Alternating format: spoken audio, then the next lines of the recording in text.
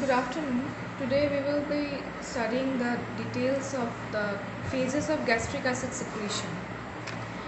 Now, gastric acid production, HCl production হয় তার সাথে কিছু আরো hormones as for example gastrin, secretin, histamine বা কিছু আরো enzymes additional to gastric acid like যেটাকে গ্যাস্ট্রিক জুস সমৃদ্ধভাবে বলে থাকি সেটা হচ্ছে লাইক সেখানে মিউকাস থাকে বা সেখানে গ্যাস্ট্রিক আরও এনজাইমস যেমন পেপসিন থাকতে পারে গ্যাস্ট্রিক লাইপেজ থাকতে পারে তো all together will have or will make out the gastric juice. Okay, তার সিক্রিশন তার বিভিন্ন সিক্রিশন বিভিন্ন ফেজের সিক্রিশন কিন্তু বিভিন্ন রকমভাবে হয়। তো ফার্স্ট অফ অল দেখি যে কী কী স্টেপস রয়েছে। যেমন তিনটে ইন্টার রিলেটেড ফেজেস থাকে, যেমন সেফ্যালিক ফেজ, গ্যাস্ট্রিক ফেজ আর ইন্টেস্টিনাল ফেজ। সেফ্যালিক ফেজটা হচ্ছে প্রথম phase of gastric acid secretion.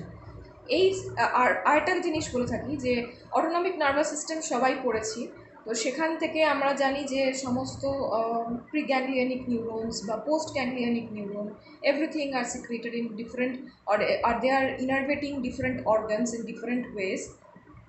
তো সেখানে cranial nerves like vagus nerve is a major type of nerve which is controlling the three phases of gastric acid secretion. তো gastric acid secretion is interrelated with three different phase. একটা হচ্ছে cephalic phase, gastric phase and intestinal phase. Cephalic ফেজটা হচ্ছে সর্বপ্রথম phase যেখানে gastric acid secretion start হয়। মনে রাখবে, যখন আমরা ফাস্টিং করি বা যখন স্টার্ভিং করি আমরা, সে সময় কিন্তু আমাদের পেটে almost 10 to 60 ml of gastric acid secretion হয় বা গ্যাস্ট্রিক সিক্রিশন হয়। কিন্তু in presence of food that secretion increases to almost 500 ml.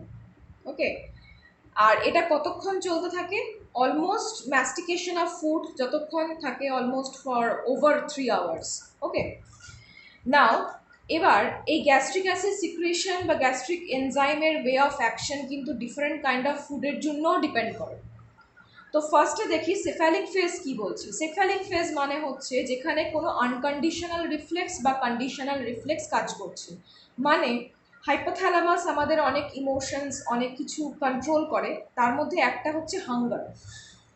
তোমার সামনে কোনো ভালো সুস্বাদু খাবারের গন্ধ এলো বা তুমি সেই খাবারটা হয়তো একটু টেস্ট করলে, হ্যাঁ, তো এই দুটো reflex will increase your gastric acid secretion.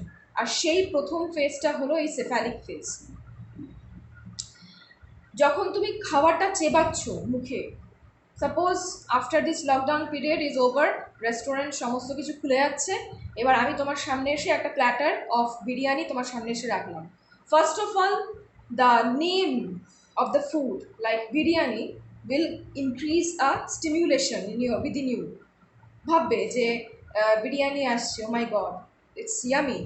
তারপরে এলো এবার গন্ধ, তুমি সেই ফুডের স্মেলটা তুমি নিলে, সেখান থেকে নিয়ে তোমার পেটের মধ্যে কিন্তু আরও বেশি খিদে বাড়বে। You will feel like I am too hungry, I need to eat right now. এবার বিরিয়ানি তোমার সামনে দেওয়া হলো, তুমি সেই গন্ধটাও পেলে, তুমি সেই খাবারটা দেখলেও, প্লাস তুমি সেটা মুখে নিয়ে you are now chewing up. Both, all these three phases, all these three reactions will generate the first phase of secretion of your gastric acid from your stomach. সেটা কার দ্বারা হচ্ছে? Mediated by cholinergic and vagal mechanism. Cholinergic কেন? কারণ acetylcholine production কিন্তু gastric acid সিক্রিশনকে বাড়িয়ে দেয় through vagal nerve stimulation. Vagal nerve হচ্ছে ফ্রম প্যারাসিম্প্যাথেটিক অরিজিন, আমরা সবাই জানি ক্রেনিয়াল নার্ভ থেকে আসছে, cranial nerve type 10, right? So that nerve stimulation will generate acetylcholine secretion and that will increase your gastric acid production. Next চলে আসছি আমরা gastric phase. সেখানে already your stomach has the food, মানে স্টামাকে এবার mastication হচ্ছে, mastication of food. এখানে কিন্তু local as well as vagal reflex দুটোই কাজ করে। কিরকমভাবে? তুমি খাবারটা খেয়ে নিলে, এবার গ্যাস্ট্রিক অ্যাসিড প্রোডাকশন কিন্তু আরও বেড়ে যাবে, হ্যাঁ। তো that excitation or that excitation of nerves in your stomach or vagal stimulation, vagal excitations will generate much more production of HCl or gastric juice from your stomach. এখানে এক ধরনের hormone কাজ করে যেটার নাম হচ্ছে গ্যাস্ট্রিন। গ্যাস্ট্রিনও ডিফারেন্ট ফেজে কাজ করে। গ্যাস্ট্রিন 1 একরকম ফেজে কাজ করে, গ্যাস্ট্রিন 2 একরকম ফেজে কাজ করে। তো gastrin hormone again comes to the stage and that will help in the secretion of HCl from your parietal or oxantic cells. ঠিক আছে? আচ্ছা, নেক্সট আসছি আমাদের। আচ্ছা, এখানে দেখো এই লাইনটাতে বলছে যে gastrin appears to be major mediator since the response to the food is largely inhibited by blocking gastrin action at its receptor. মানে হচ্ছে, কথাটার অর্থ হলো যে gastrin hormone nervous and mechanical reflex, যেটাকে আমরা লোকাল রিফ্লেক্স বলে থাকি, সেই রিফ্লেক্স অনুযায়ী গ্যাস্ট্রিন সিক্রিশন হয়। এবার গ্যাস্ট্রিন সিক্রিশন যদি আমি ব্লকিং করি তাহলে কিন্তু ফুডের ওপর যে তার একটা অ্যাকশন সেটা কিন্তু ইনহিবিট হয়ে যাবে। Intestinal phase is the last phase of this gastric acid secretion. সেটা হচ্ছে এখানে this response is like it excites the gastric acid secretion in the presence of certain food. এই ফেজটা অলমোস্ট লাস্ট করে হচ্ছে 2 to 3 hours but continues up to 8 to 10 hours. আচ্ছা আচ্ছা, এই ফেজে এটাকে অনেক সময় ল্যাটেন্ট ফেজ বলা হয়। Small portion of gastric acid secretion হয় অ্যান্ড ইন রেসপন্স টু মিল। আর এই phase of gastric acid secretion কিন্তু টাইপ অফ ফুডের উপরে খুব বেশি রকমভাবে ডিপেন্ড করে। যেমন ফ্যাট জাতীয় যদি খাবার খাও, ফ্যাট যদি থাকে, প্রচুর পরিমাণে ফ্যাট যদি থাকে সেই খাবারের মধ্যে, তাহলে কিন্তু গ্যাস্ট্রিক অ্যাসিড সিক্রিশন বন্ধ করে দেবে বা রিডিউস করে দেবে। অন্যদিকে একটু অ্যালকালাইন খাবার যদি হয় তাহলে কিন্তু দিস অ্যালকালাইন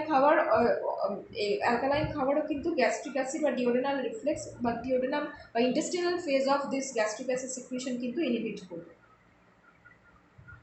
তো এইরকমভাবে নানান রকম ফুডের ওপরে কিন্তু এই secretion of intestinal phase of gastric acid depends. Okay, next comes the phases. এখানে বলা হয়েছে, দেখো এখানে একটুখানি ডিটেলসে ডায়াগ্রামেটিক ওয়েতে বলা হয়েছে। সেখানে হচ্ছে নার্ভাস মেকানিজম, হরমোনাল মেকানিজম বলতে গ্যাস্ট্রিক মেকানিজম। তো this is the vagal centre of medulla.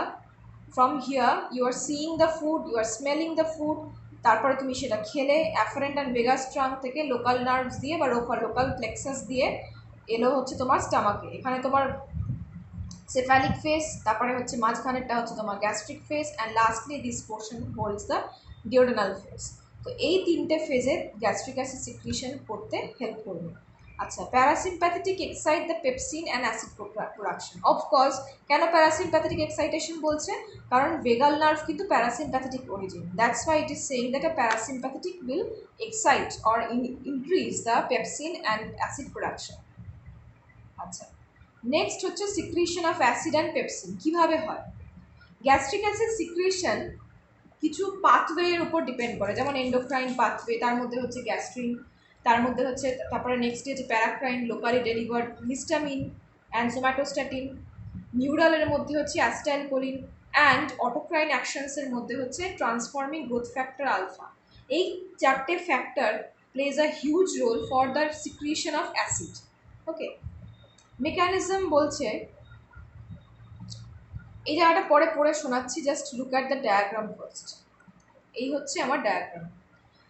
এই নীল পোর্শনটা হচ্ছে আমাদের parietal cell and this portion is the lumen of the gland, মানে যেখানে HCl প্রোডাকশন হবে, হয়ে সিক্রিশন হবে। লিউমেন মানে বুঝতে পারছো কোন দিকটাতে বলছি।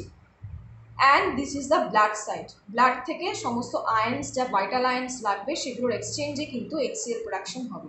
কিভাবে? দেখো ভালো করে, এই কটা পাম্পের ছবি দেওয়া আছে। একটা হচ্ছে সোডিয়াম, এই হাইড্রোজেন পটাশিয়াম ATPase পাম্প, আরেকটা হচ্ছে sodium potassium ATPase pump, and lastly sodium hydrogen exchanger. These are all the active transport mechanism. কেন? ATPase বা ATPর প্রেজেন্সে কিন্তু কন্ট্রোলড হচ্ছে। দেখতে পাচ্ছ, প্রত্যেকটা কিন্তু অ্যাক্টিভ ট্রান্সপোর্ট মেকানিজমে হচ্ছে। তো ফার্স্ট ফেজ, প্রথম ফেজটাতে এখানে দেখো মাঝখানে H2O বলে ওয়াটার তো প্রেজেন্ট থাকবেই সেলে। তো ওয়াটার কি করবে, ওয়াটার তো আর H2O হিসেবে প্রেজেন্ট থাকতে পারে না, ডিসোসিয়েট হয়ে যায়। সেটা হচ্ছে একটা হচ্ছে হাইড্রোজেন আয়ন আর একটা হচ্ছে হাইড্রক্সিল আয়ন। এই হাইড্রক্সিল আয়ন ব্লাডের মধ্যে কার্বন ডাইঅক্সাইড থেকে আসবে। কার্বন ডাইঅক্সাইড কিন্তু আবার গ্যাসিয়াস ফর্মে থাকে না, কার্বনিক অ্যাসিড হিসেবে থাকে। সেটা ডিসোসিয়েট করে সেখান থেকে কার্বন ডাইঅক্সাইড মলিকিউল এসে হাইড্রক্সিল আয়নের সাথে কম্বাইন্ড হয়ে কার্বনিক অ্যানহাইড্রেস এনজাইমের প্রেজেন্সে বাইকার্বনেট আয়ন তৈরি করবে। বাইকার্বনেট আয়ন বেরিয়ে যাবে অ্যানায়ন এক্সচেঞ্জার দিয়ে। সেই অ্যানায়ন এক্সচেঞ্জারের পরিবর্তে ওই বলেছিলাম না অ্যাক্টিভ ট্রান্সপোর্ট বা যা কিছু ট্রান্সপোর্ট শরীরে হয়ে থাকে সেটা হচ্ছে গিভ অ্যান্ড টেক পলিসি, এক হাতে দাও আর এক হাতে নাও। তো যখন বাইকার্বনেট আয়ন ব্লাডে বেরিয়ে যাবে প্যারাইটাল সেলস থেকে, সেই এক্সচেঞ্জে কিন্তু ক্লোরাইড আয়ন ব্লাড থেকে এই ক্লোরাইড চ্যানেল দিয়ে বেরোবে হচ্ছে লিউমেন। এই ক্লোরাইড আয়ন চলে এলো, HCl এর ক্লোরাইড আয়ন লিউমেনে চলে এলো। এবার এই হাইড্রোজেন আয়নটা কি হচ্ছে, এই হাইড্রোজেন আয়ন এই সোডিয়াম পটাশিয়াম ATPase পাম্পের দ্বারা ড্রিভেন হয়ে বা অ্যাক্টিভেটেড হয়ে পটাশিয়ামের এক্সচেঞ্জে হাইড্রোজেন আয়ন বেরিয়ে যাচ্ছে। কি বললাম, এই যে ওয়াটার ডিসোসিয়েট করলো, ওয়াটার ডিসোসিয়েটেড হয়ে hydroxyl ion and hydrogen ion generate হয়েছে। সেই hydroxyl ion carbon dioxide molecule from the blood side এসে কম্বাইন করে in presence of carbonic anhydrase, Ca is the carbonic anhydrous, it produces bicarbonate ion. Bicarbonate ion will go out from the parietal cell into the blood side. কিভাবে? In exchange of chloride. Chloride ion from the blood side will go out into the lumen of the gland, যেখানে HCl presence থাকবে in presence of food বা তিনটে ফেজে, cephalic, gastric and intestinal ফেজে, যেভাবেই হোক।